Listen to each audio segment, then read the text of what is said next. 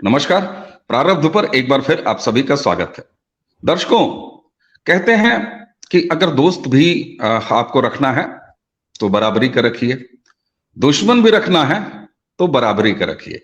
एक शेर है ना कि चला जो तीरे नजर नीम कस तो क्या हासिल, मजा तो तब है जब दिल के आर पार चले। तो ये वाली जो फिलॉसफी है, ये हमारे पड़ोस के दो मुल्कों पर अप्लाई होती है। तो आज जरा हम आपसे राष्ट्रीय मुद्दों पर बहुत बात करते रहते हैं, अंतर्राष्ट्रीय मुद्दों पर भी बहुत बात करते रहते हैं। अब चलना है तो अंतर्राष्ट्रीय ही, लेकिन जरा पड़ोस का मामला है। आइए आज अपने गेस्ट से आपका परिचय करा दें। स्क्रीन के दूसरे हिस्से में आप जिन्हें देख रहे हैं, आप हैं अभिषेक मिश्रा जी। अभिषेक जी, नमस्कार। नमस्कार अवनीश जी, आपके साथ शो करके बड़ी ही प्रसन्नता महसूस हो रही है। आपने मुझे यहाँ निमंत्रण दिया, इसके लिए बहुत बहुत धन्यवाद आपका। दर्शकों, अभिषेक जी राजनीतिक विश्लेषक हैं और उसी के साथ एक शिक्षाविद हैं। ये परिचय बहुत है।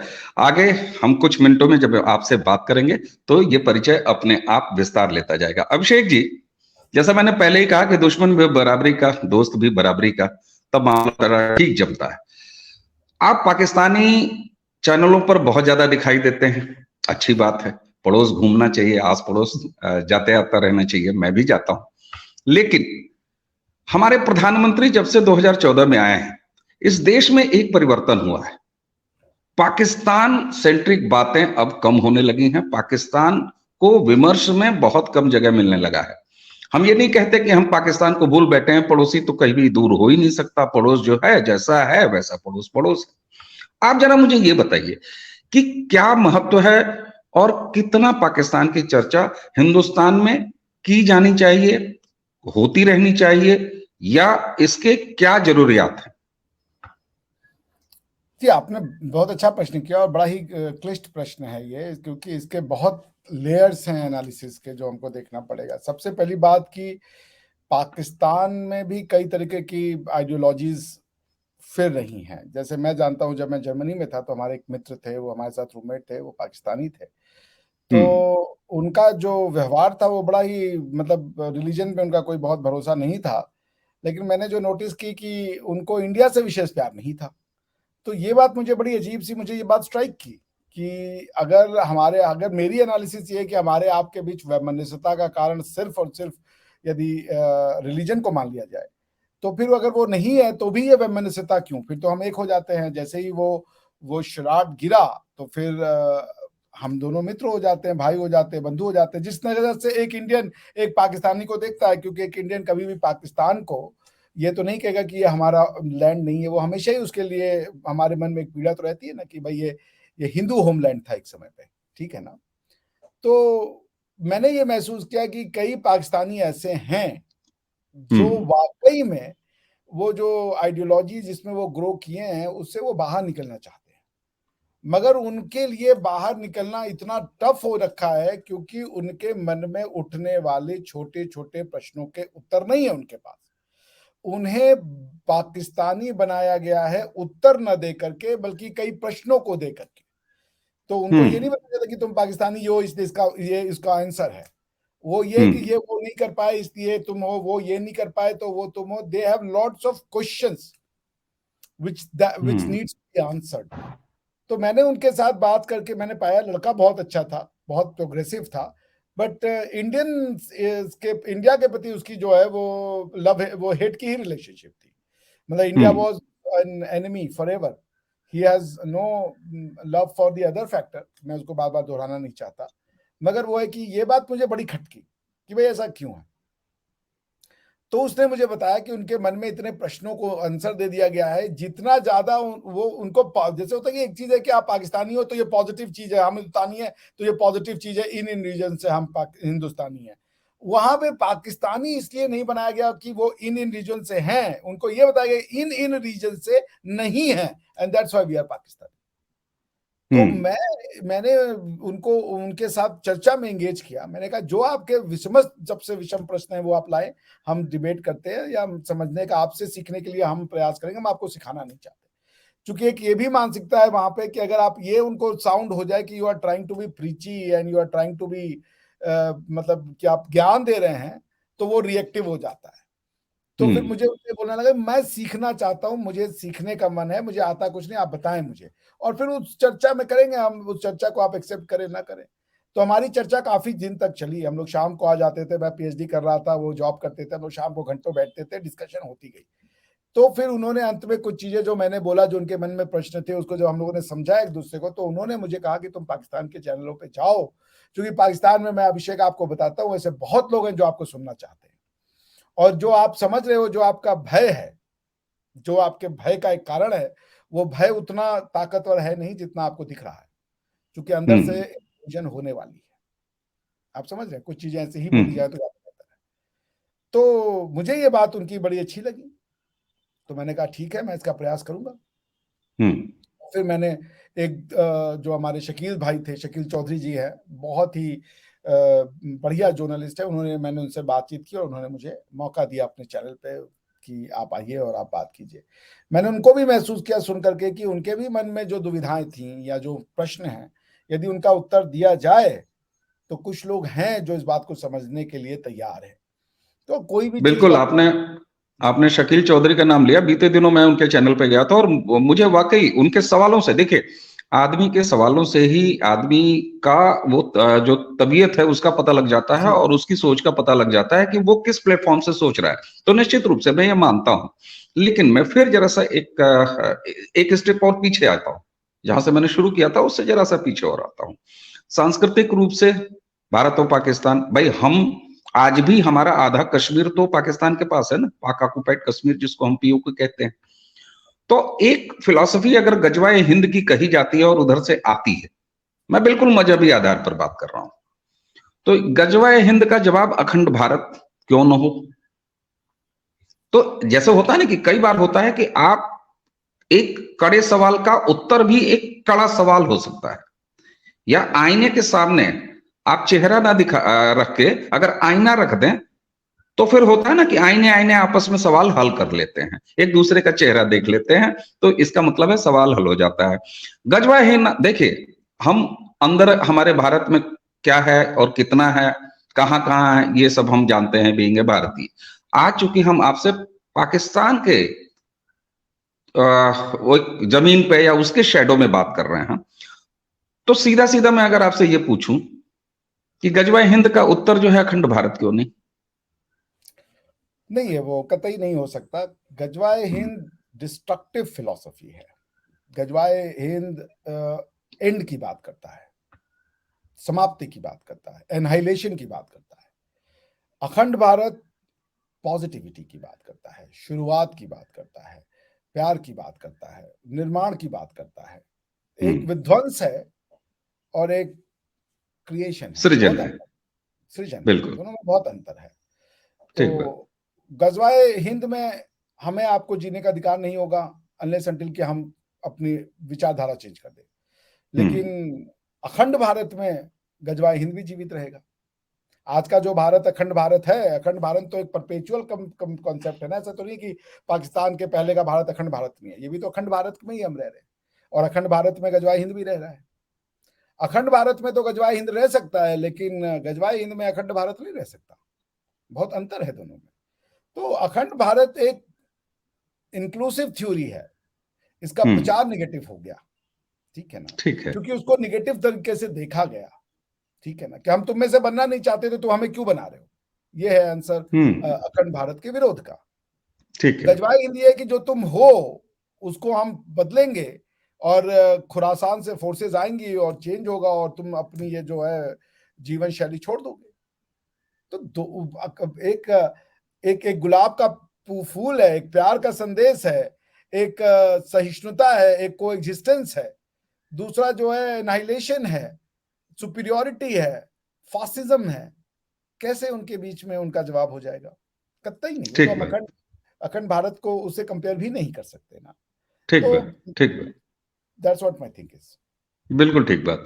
अच्छा अभिषेक जी, पाकिस्तान अपनी, देखिए, पाकिस्तान एज ए कंट्री मैं बात नहीं करूंगा, एज ए निजाम बात नहीं करूंगा, एज ए गवर्नमेंट बात नहीं करूंगा, लेकिन आम पाकिस्तानियों से जब भी कोई इंटरेक्शन होता है या इस तरह की जो बात हमको दिखाई देती है या वहां से उठते हुए सवालों को अगर हम देखें, तो क्या आपको लगता है कि 47 में भौगोलिक रूप से अलग हो जाने के बाद उनके अंदर एक आइडेंटिटी क्राइसिस जैसी कोई चीज पैदा हुई है, जिसके कि वो काफी शिकार हैं? वो अपने आप को भारत से जोड़ना नहीं चाहते या उनको किताबों में जोड़ने नहीं दिया गया। हम ये नहीं कह रहे कि आम पाकिस्तानी जुड़ना नहीं चाहता, ठीक है, आम पाकिस्तानी अगर जुड़ना चाहता है भी, तो जैसे इतिहास हमारे यहाँ पढ़ाया गया, रोमिला थापर और गुहा द्वारा लिखा गया और तमाम तरह की, ऐसे ही उनके यहाँ भी हो सकता है ना। मैं इसलिए ये नाम ले रहा हूं ताकि ये लगे कि हाँ वहां भी ऐसा है। तो उनको जब उनके इतिहास से यानी हिस्ट्री से काट के रख दिया गया, उनका हिस्ट्री जो है जाने कहां से शुरू होता है और फिर जाने कहां चला जाता है, एक पूरा टाइम पीरियड ही गायब है। तो ये आइडेंटिटी क्राइसिस जो उनके यहाँ पैदा की गई कल्चर के मामले में, अच्छा जब कल्चर के मामले में कोई आइडेंटिटी क्राइसिस पैदा हो जाए तो वो आपके जीवन के हर हिस्से में छा जाती है, हर हिस्से में घुस जाती है, चाहे वो आपकी सोच हो, चाहे आपका बाकी सारी चीजें हो। तो इसको आप कितना महत्वपूर्ण मानते हैं कि ये आइडेंटिटी क्राइसिस एक बड़ी समस्या है, जिससे कि एक नेगेटिविटी है, एक हेट है?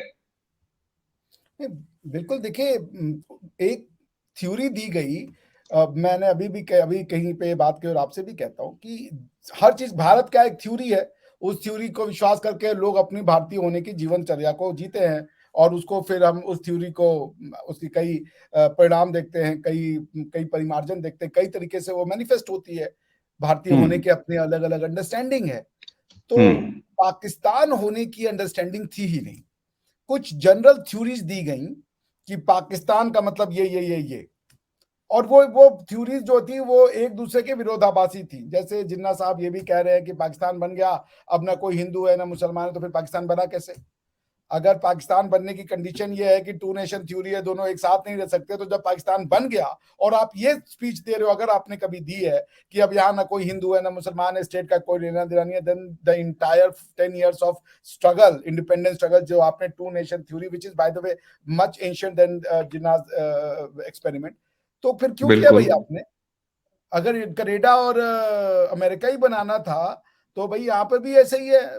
जो वो स्टेट्स हैं वो सारे अपने में एक दूसरे को मानते हैं ना, कौन सा बड़ा, ऐसा तो नहीं हम डाउन साउथ चले जाए तो हमको हार्डशिप नहीं फेस करनी पड़ती है भाई, एक थोड़ा सा डिस्टेंस रहता है भाषा को लेकर के। तो ये बात, वो थ्योरी को सच साबित करने के लिए they constructed entire narrative, entire wisdom, एक जो सच और झूठ का जो डेफिनेशन है कि सत्य क्या है, कोई नहीं जानता भाई। हम भी अपने भगवानों को मानते ही है ना, हमें भी तो पता नहीं है कि है कि नहीं है, वो भी अपने भगवान को मान रहे हैं कि नहीं है। सत्य कैसे पता चले कि सत्य क्या है? तो मेरा अंडरस्टैंडिंग है सत्य का कि जो स्वतः स्फूर्त हो, स्वतः क्रिएटेड हो, ऑर्गेनिक हो, वो सत्य है। उसका कोई फॉर्म नहीं है, उसी को कहते हैं निर्विकार है वो। तो भारतीय जो थ्योरी है वो सत्य है क्योंकि ये स्वतः स्फूर्त है। इसको क्रिएट करने के लिए आपको कोई तलवार या कोई स्पेशल चीज नहीं करनी पड़ी। एक आइडिया आया, स्फूर्त के द्वारा वो एक पर्टिकुलर जो टेरिटरी है उसको अपने भाग में ले लिया। पाकिस्तान ऑन द कॉन्ट्रेरी एक क्रिएटेड थ्योरी है, आर्टिफिशियल है, कंस्ट्रक्शन है, इमेजिनेशन है, रोमांटिसिज्म है और फर्दर फॉर्म ट्रूथ है। तो उसको क्रिएट करने के लिए उन्होंने पूरी की पूरी 24 करोड़ जनता की ऐसी मानसिकता क्रिएट की है कि वो ये नहीं समझते कि वो आइडेंटिटी क्राइसिस में है, वो ये समझते हैं कि वो एक ऐसा समाज है जो समाज दुनिया में कहीं एग्जिस्ट नहीं करता और जिसकी आइडेंटिटी बड़ी मिक्स है। वो इस्लामिक उम्मा से भी जोड़ना चाहता है अपने आप को, मगर तुर्क और अरब के बीच के डिफरेंस को नहीं समझता। वो सोचता है मुस्लिम हो जाने से सारी दुनिया में प्यार फैल जाएगा। वो ईरान और इराक के बीच के युद्ध को एक्सप्लेन नहीं कर सकता। वो यमन और सऊदी अरेबिया के बीच के युद्ध को एक्सप्लेन नहीं कर सकता। वो तुर्क और अरबों के बीच के जो जो समस्याएं उसको एक्सप्लेन नहीं कर सकता। पैलेस्टीनियंस और सऊदियों के बीच में जो समस्या है उसको एक्सप्लेन नहीं करता। कुवैत और सऊदिया के बीच के जो प्रॉब्लम है, या सॉरी कतर और उसके बीच की जो समस्या उसको एक्सप्लेन नहीं कर सकता। वो ये मानता है कि मुस्लिम बन जाने से ब्रदरहुड हो जाएगा, वो नेशनहुड में कन्वर्ट होगा और परपेचुअल पीस हो जाएगा। So the society doesn't know anything.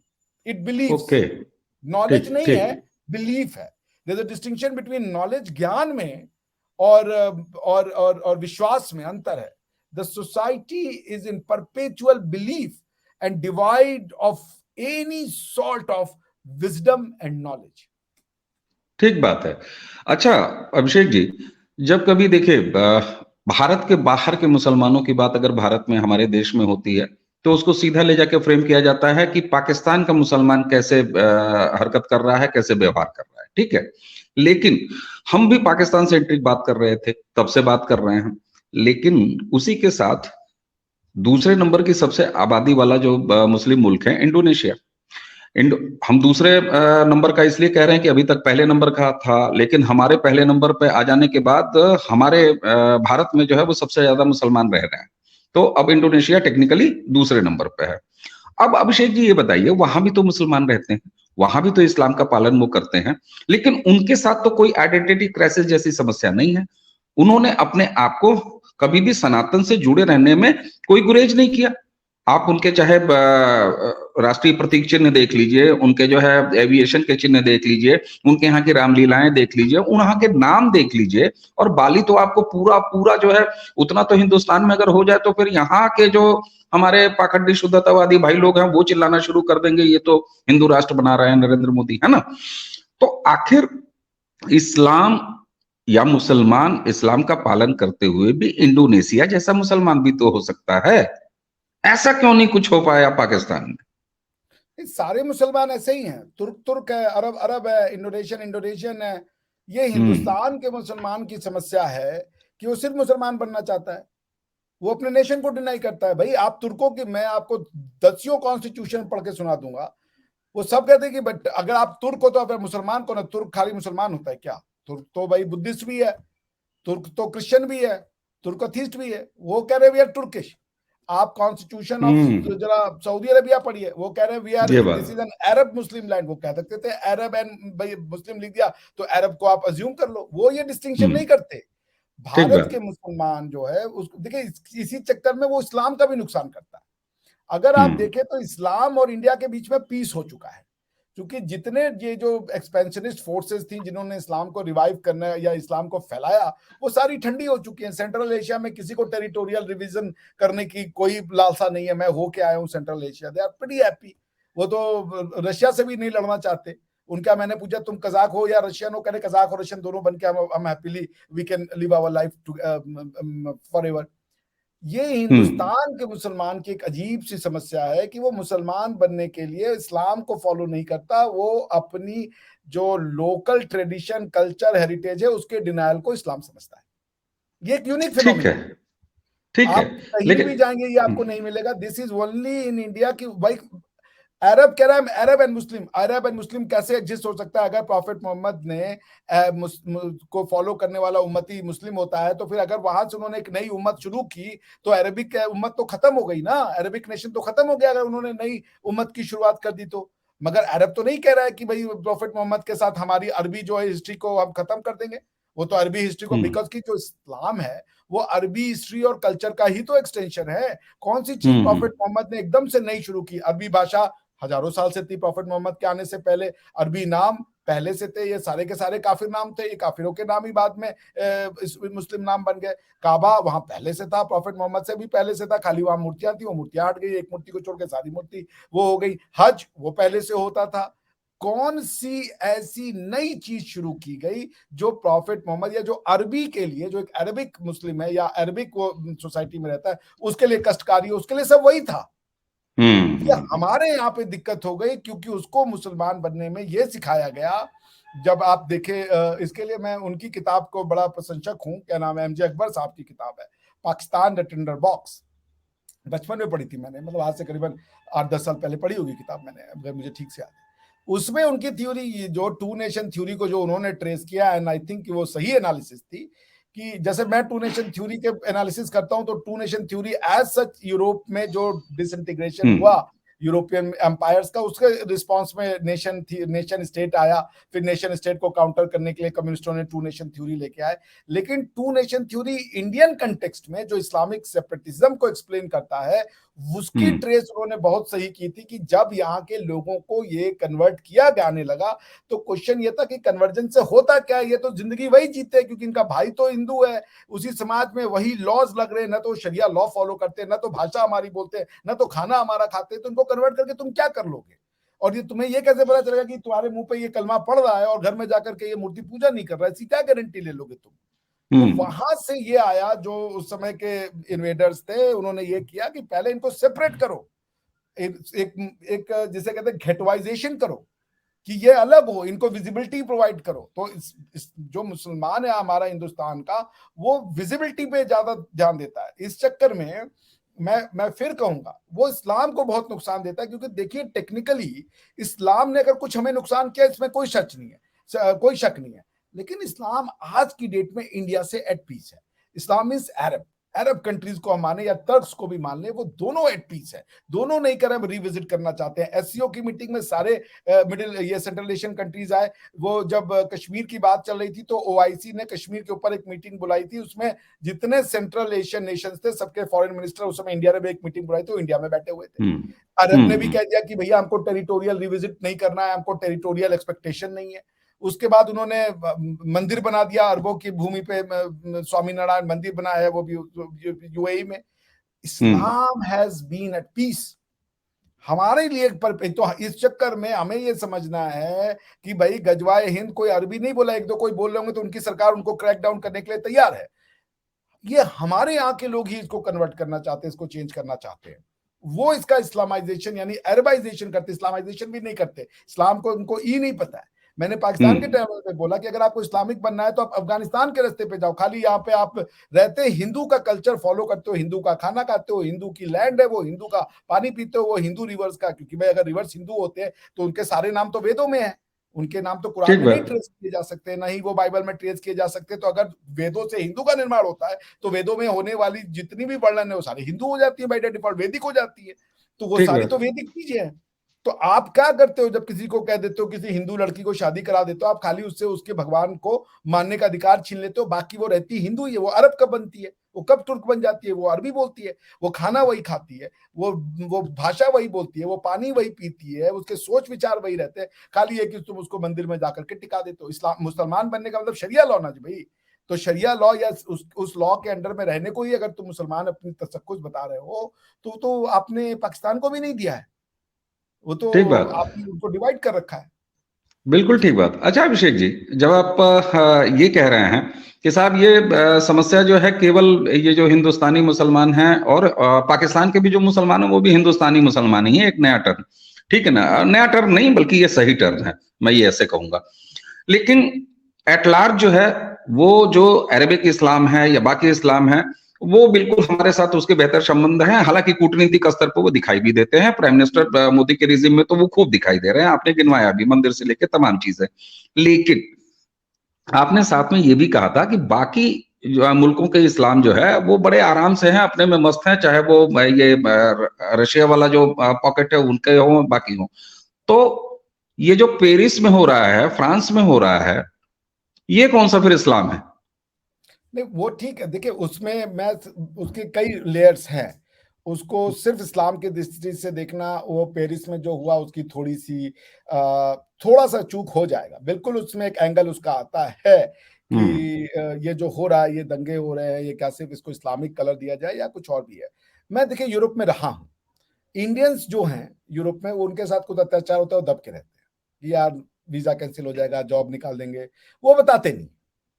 I've lived in Europe for a pretty good time. कोई एक्सेप्टेंस नहीं होती है। जो 2-3 सेकंड जनरेशन थर्ड जनरेशन का हो तो हो, क्योंकि बच्चा वही स्कूल में पढ़ता है तो फिर बच्चे देखते हुए रहते हैं, फिर भी उनको एहसास हमेशा रहता है कि उनका tone of colour skin of दूसरा है। फर्स्ट जनरेशन की कोई एक्सेप्टेंस नहीं होती। तो जो फ्रांस में हुआ, फ्रांस ने उनको जो एक आजादी दी, अरे जो उनको लिया अपने as a refugee, plus France की भी पॉलिसी थी कि जहां जहां से उन्होंने छोड़ा अपनी डीकोलोनाइजेशन में, हर जगह पे ये ऑप्शन दिया कि आप हमारी शहरियत ले लीजिए। पौंडीचेरी पौंडीचेरी उन्होंने ऑप्शन दिया था कि आप चाहे तो फ्रेंच। ठीक है। तो अभी ये जो हो रहा है उसमें एक तो ये है कि वहां की सोसाइटी में जो लोग रहते हैं, इसमें ये जो दंगाई हैं ये कितने फर्स्ट जनरेशन वाले हैं, कितने सेकंड जनरेशन वाले हैं, ये रेशियल आउटब्रस्ट है या ये सिर्फ इसको एक रिलीजियस कलर से देखना चाहिए, या दोनों का ओवरलैप है। ये मैं कहूंगा, इसको मैं यहाँ पे कॉशन की जरूरत है, बिकॉज इसमें तो कोई शक नहीं कि Europe has been at the receiving hand of the terrorism, ठीक है ना। लेकिन पॉइंट ये है कि यूरोप ने भी, जब आप अपने यहाँ लोगों को, जैसे तुर्क्स हैं, तुर्क जर्मनी में बहुत साल से रह रहे, पर जर्मनी में आपको ऐसा राइट नहीं देखने को मिला। तो आप, मैं जब जर्मनी में था तो मेरा जो रूम, मेरा मकान मालिक था, वो मुझे एक दिन कहा चलो तुम्हें जर्मन नेशनल डिश खिलाते हैं। हमने कहा चलो, मैं आई वाज एक्साइटेड, मैंने कहा भाई वेज होना चाहिए। उसने कहा हाँ भाई चलो चलो चलो।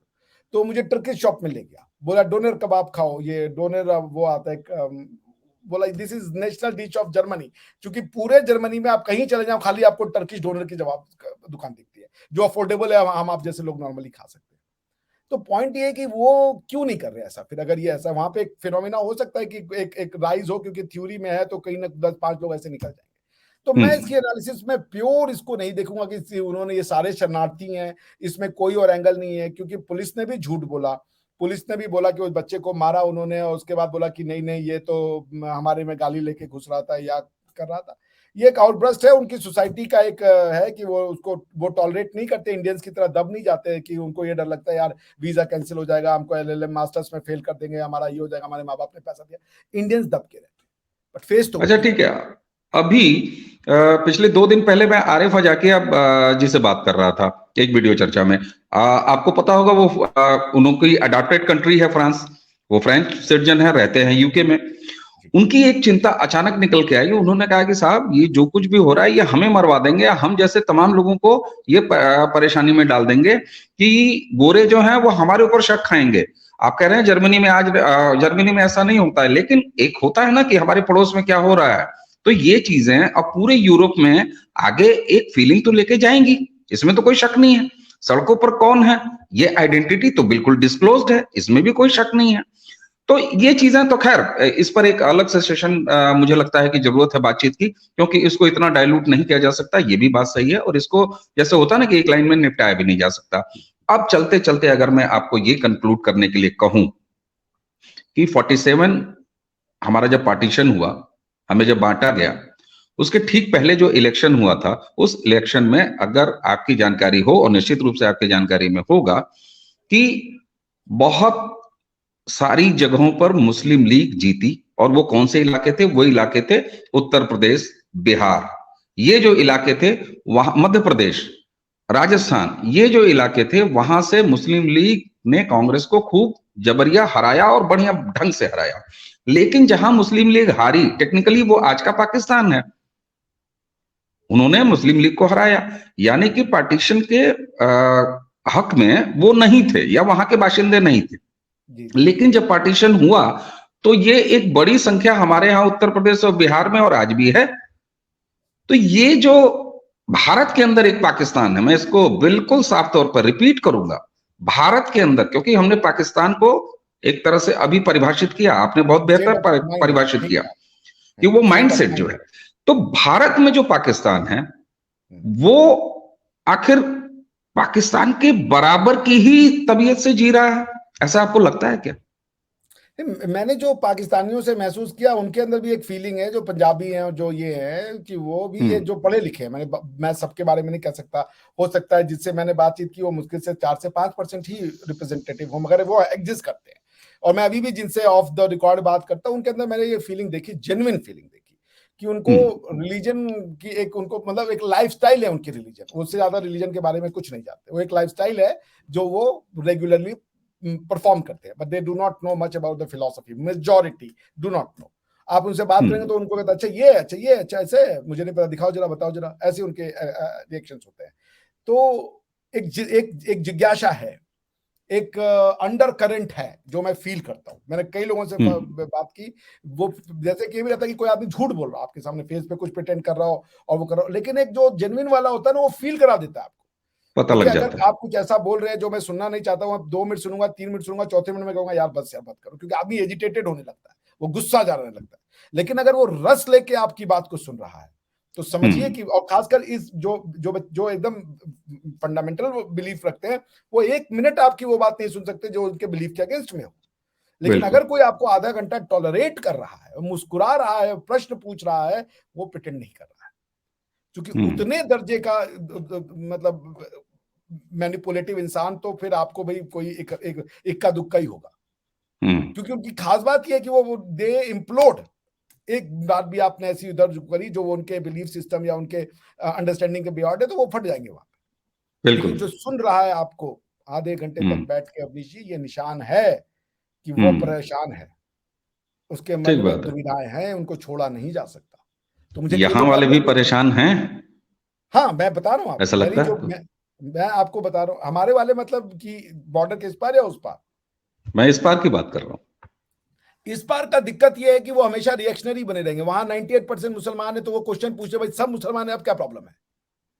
हाँ। यहां वाला कहेगा मोदी ने देश बेच दिया, आरएसएस दुष्ट है, बीजेपी वाले दुष्ट हैं, हम बिगट हैं, हम हिंदूवादी हैं, हिंदुत्व को बदला। ये उनके पास आंसर्स हैं जिनकी एनालिसिस की आवश्यकता नहीं है, बट दे आर आंसर्स, ठीक है ना?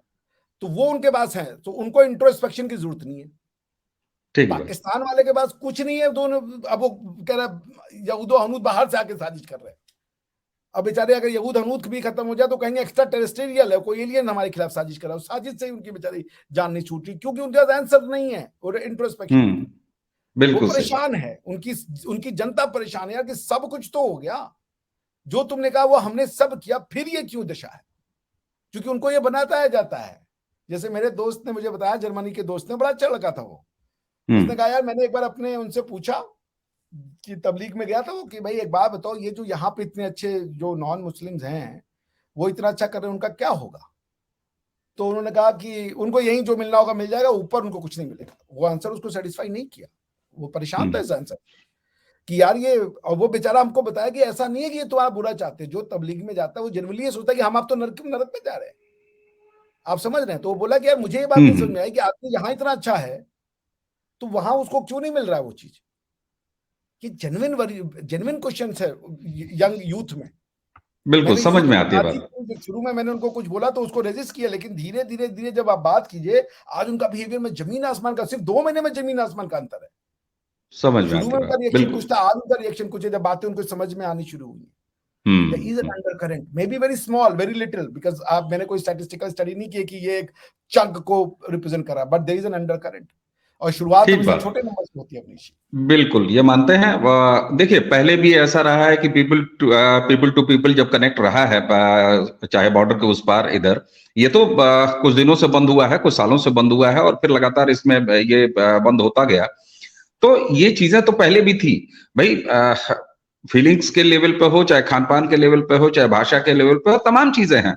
लेकिन अब ये कितना आगे कंस्ट्रक्टिव रूप से कितना सकारात्मक बढ़ेगा, ये देखने वाली बात है। मैं एक अभिषेक चीज जी, कहना मुझे लगता चाहूंगा, है जी। जी। मैं ये एक चीज कहूंगा कि देखिए, जो यूरोप ने रेनेसा किया, किसी भी एब्राहमिक फेथ के मानने वाले को उस यूरोपीय प्रोसेस के थ्रू तो गुजरना पड़ेगा। और हिंदुस्तान में इस रेनेसा को रेजिस्ट करते हैं नॉट देयर ओन पीपल, जो उनको इंसेंटिवाइज करते हैं अपनी अपनी रेनेसा को रोकने के लिए। एक there is a political thought that exist in India. वो पॉलिटिकल थॉट इंडिया के क्रिकेट ड्रेस को ब्लू कर देना चाहता है। उसको पता नहीं क्या प्रॉब्लम है सेफ्रन से। There is a thought process, आप समझ रहे हैं? मैं उसको समझ वो नेगेटिवाइज करने के चक्कर में उसने एक ये फोर्स ढूंढा हुआ है जिसका कि वो रिफॉर्मेशन नहीं होने देता। ठीक बात। तो इंट्रोस्पेक्शन, वो जो समाज हमारे यहाँ है वो उसके पास समय ही नहीं है, क्योंकि उसको ना जैसे ही कुछ होगा तो उसको 4-5 लोग कान में उसका आंसर दे देंगे। आप बदतरूर की बात करेंगे, वो अप्सरा की बात कर देगा। ठीक बात। आप ठीक बात बात। करेंगे कि गजवाए हिंद है तो कहेगा तुम्हारा के राजा मंदिर तोड़ करके आपस एक दूसरे का मंदिर तोड़ देते थे। उसके बाद आंसर वो उसको पढ़ा दिए जाते हैं। ये तो हमारी समस्या रही है। ये तो हमारी समस्या रही है। ये आप देखें ना, एक पूरा जो लेफ्ट विंग है, वो लेफ्ट विंग तो 24 में 26 घंटे यही काम करता रहा है इस देश में। खैर, ये एक अलग बहस का मुद्दा है, इस पर एक अलग से बात होगी। मुझे लगता है कि आज जिस उद्देश्य से हमने अभिषेक जी आपके साथ बात की, वो उद्देश्य, देखिए, कोई आधे घंटे पौने घंटे की चर्चा में कोई उद्देश्य पूरा हो जाए ऐसा नहीं है। ये तो एक ऐसी यात्रा है कि जिसमें सतत यात्रा है, इसको चलते रहना है। लेकिन आज के इस सेशन को मुझे लगता है कि यहाँ समाप्त किया जाए। और दर्शकों, ये चर्चा आपको कैसी लगी? एक नए फ्लेवर की चर्चा है। हिंदुस्तानी, दो भारतीय, ये बैठ के पड़ोस की जरा सा झांक रहे, जैसे कहते हैं ना कि खिड़की खोल के झांकना कि उधर का मौसम कैसा है। तो ये चर्चाएं भी हम करते रहेंगे। आज की चर्चा आपको कैसी लगी? इससे कमेंट बॉक्स में जरूर बताइएगा। इसी के साथ अभिषेक मिश्रा जी को आज के लिए धन्यवाद देते हैं। नमस्कार अभिषेक।